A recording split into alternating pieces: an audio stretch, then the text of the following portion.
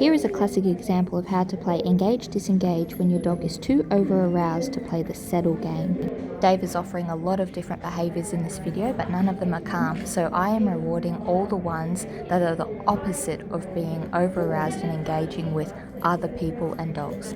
In short, you'll notice every time he looks at me, steps towards me, or moves his butt towards the other people and dogs, he will get a reward. He is definitely allowed to look at the other dogs and people at any point that he wants.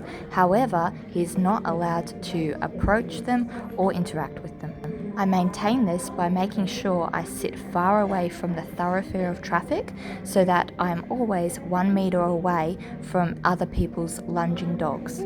I can prevent Dave approaching other dogs on leash, however, I can't control other people letting their dogs run up to me. When Dave is feeling calm and happy, he does enjoy some shoulder rubs. However, you'll notice when I go to pat him and offer little head pats during this video, he chooses to not consent, so I do not continue patting and I just go back to 0 contact.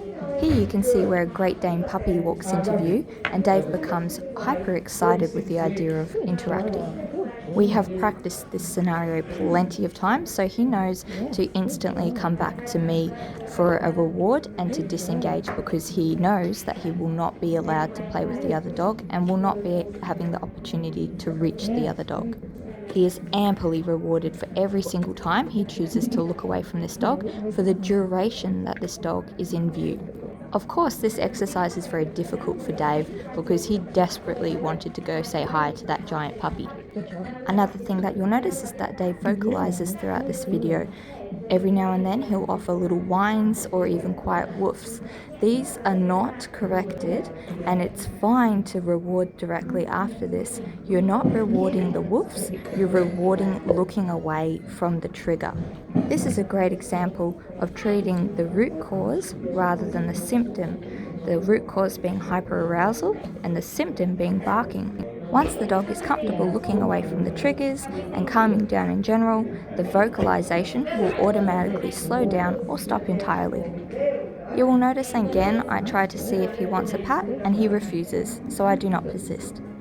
He still chooses to disengage from the trigger, which is fantastic, and I reward that. He's offering a lot of steps and moving his butt towards a dog that is less than 1 metre away, still looking at it comfortably with a loose body, but pointing his face towards me, and again I keep rewarding this.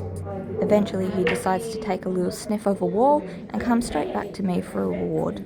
This entire time has been loose leash because he's comfortable knowing where he should be standing. At no point has he been calm enough to offer a sit or a drop, and I'm perfectly fine with this. All I want to do is reduce the hyperarousal. The next step, after a few more visits, would be to start shaping the settle cue. Notice here he moves his whole body in an engaging position for another dog and then chooses to completely disengage with his entire body. This is a great sign of calmness and that he's bringing down his energy. Don't be confused by his wagging tail. While he is super loose and relaxed, some dogs still wag their tails when they're anxious and frustrated. You need to look at the whole body of the dog to ascertain whether they're happy or not. Another great sign of calmness, he starts sniffing the air here. This is gathering information, and it means that he's starting to use his brain, and he even accepted a pat. He didn't, however, ask for more pats, so I didn't offer any more.